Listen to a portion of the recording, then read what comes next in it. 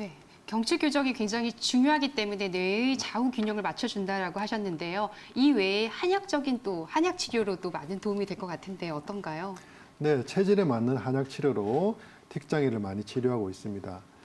우리가 크게 두 가지 틱장애를 쉽게 설명하자면 한약으로 치료할 때 크게 두 가지로 구분할 수 있습니다. 첫 번째, 열이 많은 체질.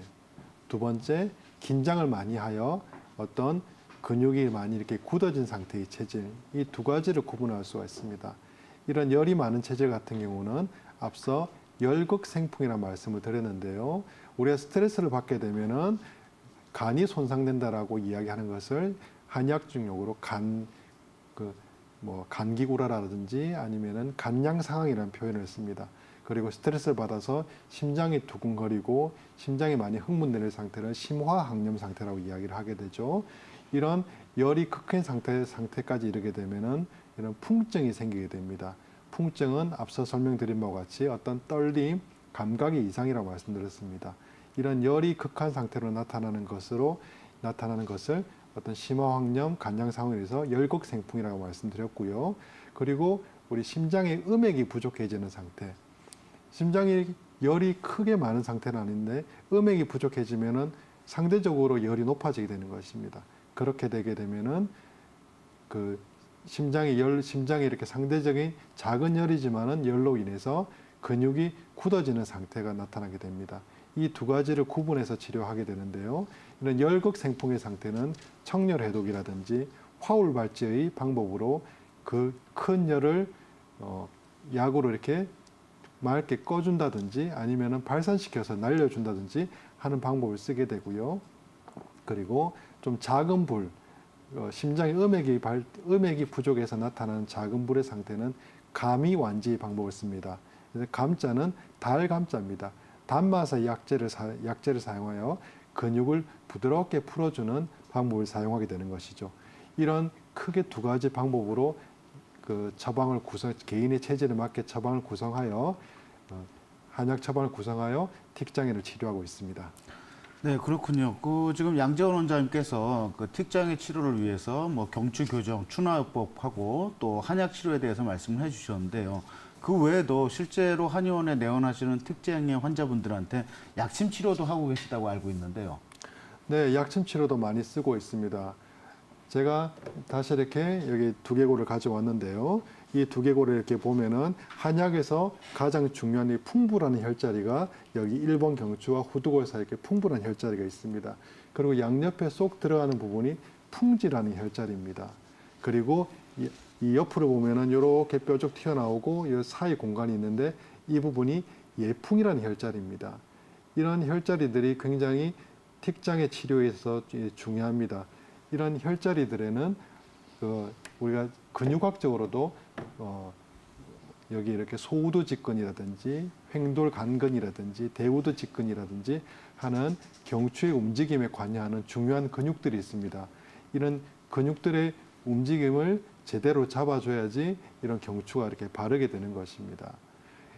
약침을 써서 이런 혈자리들의 약침을 이렇게 놓게 되면 이 근육의 기능이 다시 이렇게 바르게 되면서 경추가 교정되는 효과를 가져올 수 있습니다. 그리고 이런 상부 경추를 교정을 하더라도 우리의 잘못된 습관에 의해서 그리고 한쪽으로 편향된 근육에 의해서 다시 돌아갈 수가 있는데요. 약침을 써서 치료하게 되면은 다시 이렇게 치료 효과를 좀 더 증대시킬 수가 있고 이 지속 시간을 좀 더 길게 할 수가 있습니다. 그리고 한의학적으로는 허할 때 나타나는 뇌 기능의 저하가 생겼을 때를 우리가 신허한 상태라고 보고 있습니다. 이런 신허한 상태가 이렇게 나타나게 될 때 한약을 쓸 때는 육미지황탄 같은 숙주황이 주제가 된 음호를 치료하는 약을 이렇게 쓰게 되는데요. 약침에서는 천골에 있는 판료혈에 녹용약침을 주입하게 됩니다. 이런 녹용약침을 주입하게 되면은 신허 기능이 보충이 되면서 신장 기능이 좋아지는 효과를 가져올 수 있습니다. 그리고 천골 펌프란 것이 있습니다. 우리가 이렇게 뇌에는 뇌척수액이라는 것이 있습니다. 즉 뇌는 뇌척수액에서 떠 있는 구조고 척수 사이에 뇌척수액이 있는데 이런 뇌척수액은 우리 호흡, 호흡과 천골의 움직임에 의해서 뇌척수액이 순환을 하게 됩니다.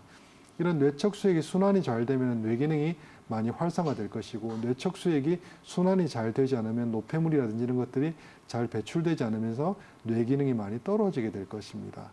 그런데 약침을 써서 이런 판료회를 자극하고 풍지, 풍부 등의 예풍 등의 혈자리를 자극하게 되면은 이런 뇌척수액의 순환 펌프가 잘 작동을 하게 됩니다.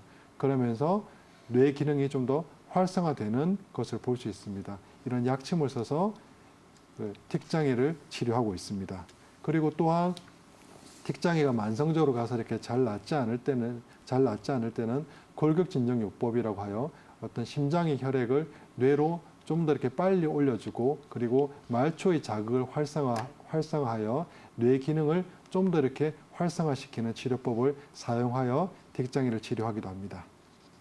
그렇다고 하면 현대의학에서 이렇게 뇌의 균형을 맞추기 위한 수술적인 방법을 혹시 시행하고 있지는 않나요?